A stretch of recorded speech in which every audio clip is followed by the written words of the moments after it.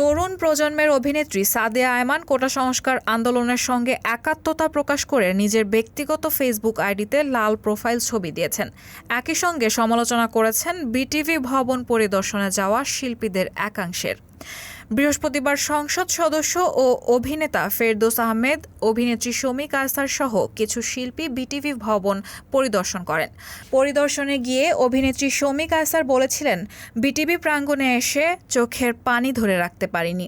শুক্রবার নিজের Facebook ID এবং পেজে তার এ মন্তব্য নিয়ে বানানো একটি কার্ড শেয়ার করে সাদিয়া লিখেছিলেন, সেই মনেও গাইস।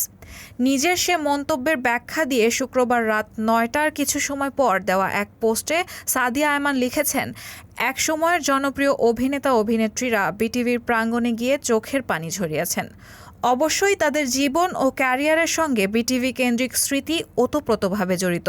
তাদের দুঃখ পাওয়াটা হয়তো স্বাভাবিক, কিন্তু এতগুলো ছাত্র ছাত্রী, শিশু, মা, বোন, সাধারণ মানুষ যে মারা গেল তা নিয়ে একবারও কিচ্ছু বললেন না, একবারও দুঃখ প্রকাশ করলেন না, একবারও এই মানুষগুলোর হত্যার বিচার চেয়ে কিছু বললেন না কেন? রায়হানা মুন, সবার কথা।